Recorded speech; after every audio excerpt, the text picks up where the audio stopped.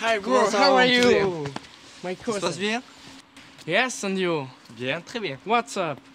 Eh bien, je suis parti voir une pièce de théâtre à Oloron. Voilà. Yes, what is c'est quoi cette pièce? C'est Dracula, Lucy's Dream.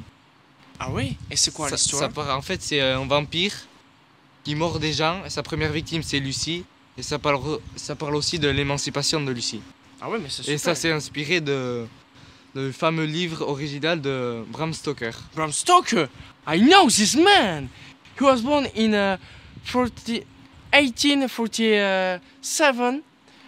He's an Irish novelist.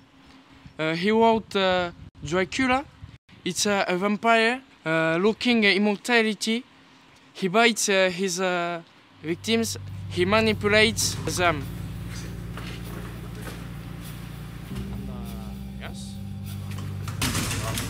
Ça tourne. Donc la pièce que Paco a été voir, ça s'appelle Lucy's Dream de la compagnie Plexus Polaire. Donc on y retrouve 4 thèmes, le théâtre, les marionnettes, la musique et la vidéo. 4 subjects are presented: theaters, puppets, music and video. Voici derrière nous l'affiche de la pièce, mise en scène par Ingrid Aspelli. The show focuses on Lucy, who fights her inner demon represented by Dracula. Donc cette pièce est centrée sur le personnage de Lucy, qui a un démon intérieur qui est incarné par Dracula. Il représente la domination, l'indépendance, la... Addiction, independence and domination. This control is both forced and decided, attractive and deceptive.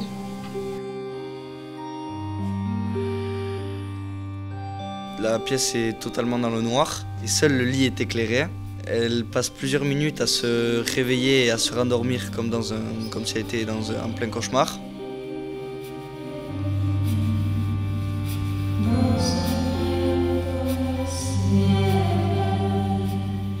Lucy paraît totalement sous l'emprise de Dracula. Elle essaie de résister mais finit quand même par céder et se laisser faire. Donc pour moi, c'est cette scène qui représente le plus l'emprise. Avez-vous déjà eu l'impression de ne pas avoir été libre de vos choix? Je pense que j'ai toujours été quand même libre de mes choix, mais ceci dit, la vie fait en sorte qu'on a quand même des contraintes à respecter. Et ces contraintes ne sont pas forcément en lien avec ce que nous souhaitons. On fait souvent des choix par rapport aux autres. Enfin, on peut... Non. Oui, souvent. Oui, on peut être influencé quelquefois à faire ou pas faire des choses qu'on aimerait. On est libre de nos choix, quoi qu'on fasse, quoi. Pensez-vous avoir déjà poussé quelqu'un à faire quelque chose? Mes enfants. Clairement, mes enfants. Oui, des élèves, on les pousse, mais pour leur bien. Actuellement, à ESH, je pousse des élèves à être des bons élèves. Nous, on n'a pas à donner d'ordre à nos collègues. Non, je sais pas. Oui, peut-être. Pousser quelqu'un à faire quelque chose, peut-être pour me sentir mieux ou pour que moi j'ai un avantage par rapport à ce que la personne va faire. Moi, j'ai jamais eu cette impression, mais je sais que dans mon entourage, oui, ça arrive quand même assez souvent avec des personnes qui s'en rendent pas forcément compte, mais nous-mêmes, on peut ne pas s'en rendre compte aussi d'ailleurs. Est-ce que le manipulateur est forcément une mauvaise personne? Le manipulateur, pour moi, oui, c'est quand même une mauvaise personne. Il empêche les gens d'être eux-mêmes. Et effectivement, un manipulateur, il essaye en fait d'obtenir des choses pour lui, donc c'est toujours mal intentionné. Ça dépend pourquoi il veut manipuler. C'est peut-être une personne qui cherche de l'attention. T'as pas le droit de manipuler les gens comme tu le souhaites. C'est pas des mannequins. Le second thème traité est celui du mal. Le passage qui le représente est celui où Lucy se fait tirer par des cordes rouges qui partent de ses membres supérieurs et inférieurs. Par ces fils, Lucy est manipulée par 4 hommes qui représentent Dracula et elle est retenue désespérément par une autre Lucy. Cette scène est accompagnée par une musique glaçante. On voit bien que sous l'emprise de Dracula, Lucy est totalement impuissante. Ça m'est déjà arrivé de cacher des affaires de ma petite sœur pour l'embêter parce qu'on est souvent en conflit. Quand j'étais au collège, j'avais dit quelque chose à une copine et je ne rentre pas dans les détails, mais malheureusement, Il s'est passé quelque chose de grave et je m'en suis beaucoup voulu. Il m'est arrivé de dire des paroles excessives, c'est-à-dire trop dures, soit avec des élèves, soit avec des gens de mon entourage, et de l'avoir regretté ensuite. J'ai harcelé des gens en primaire. Ah oui, on me dit souvent que je suis très dark, très mauvais. Je réagis du tac au tac et je me dis bon qu'est-ce que je peux faire pour la blesser? Qu'est-ce qui lui plaît dans la vie? Qu'est-ce qui va lui faire du mal? On est tous, on a un côté dark. J'ai été influencée par les autres. Et bien je pense que c'était une réaction impulsive. Je sais pas, peut-être la peur de se sentir seul, Jamais. Moi je pense qu'il faut toujours réfléchir avant d'agir. Une part d'ombre. Il suffit juste d'avoir la bonne situation pour que ça se révèle. Les personnes gentilles n'existent pas. Si on suit ce que dit Platon, on ne fait jamais le mal que par ignorant ce qu'est le bien, ou en croyant que le bien est quelque chose qu'il n'est pas. D'avoir une part d'ombre?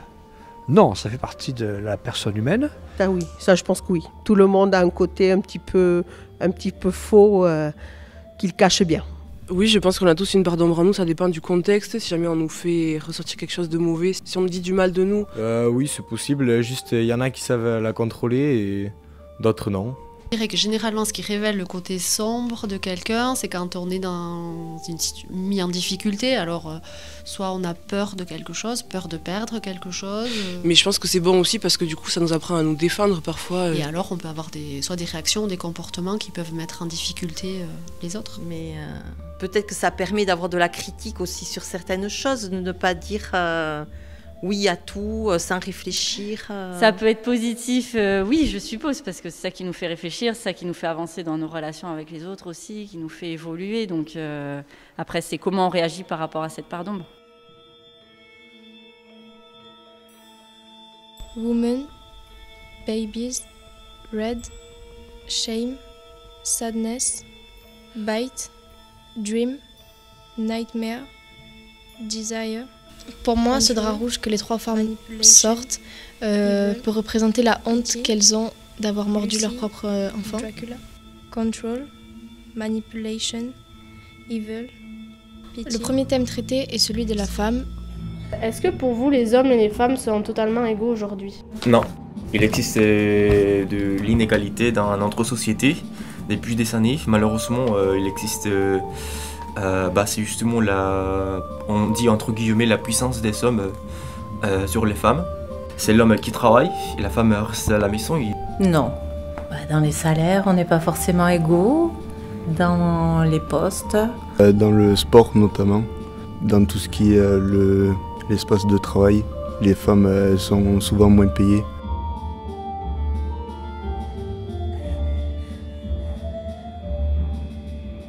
On les a mis dans une case et maintenant c'est difficile d'en sortir. Il y a encore pas mal de progrès à faire. Pour moi, les hommes et les femmes ils sont pas égaux, ou du moins pas encore, mais il y a de la progression qui est en train de se faire.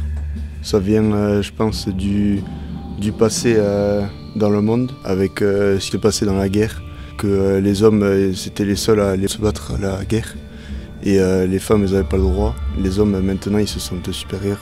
Autrefois, les femmes ne pouvaient pas ouvrir un compte en banque ou travailler sans l'accord du mari. Je trouve qu'à notre époque, il y a encore pas mal de politiques trop conservatrices sur ces sujets qui bloquent un peu l'avancée des mentalités par rapport à ça. Les principales avancées féministes, elles ont quand même eu lieu au XXe siècle, deuxième moitié du XXe siècle, donc ça a été tard. Donc c'est vrai qu'on est encore profondément marqué dans notre société par cette domination patriarcale. Et selon vous, est-il difficile pour une femme de s'émanciper de la domination masculine?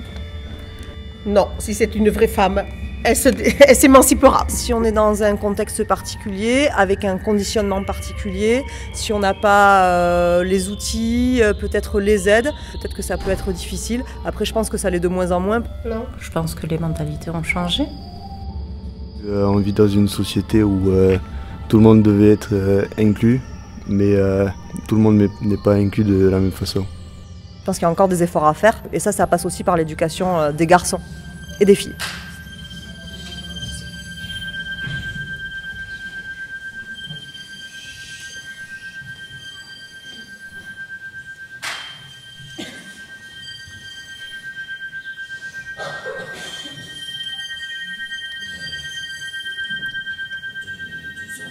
Il y a des mystères que les hommes ne peuvent que pressentir et qu'ils ne reçoivent qu'en partie de génération en génération.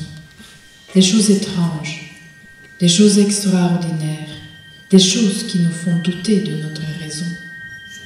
Mais ne pensez-vous pas que certaines choses que vous ne pouvez pas comprendre existent malgré tout? Je veux que vous croyiez en des choses que nous ne pouvons croire.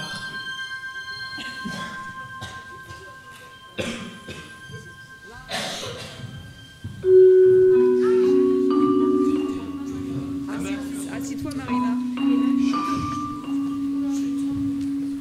Et en plus, elle se décolle. Elle se décolle quand même.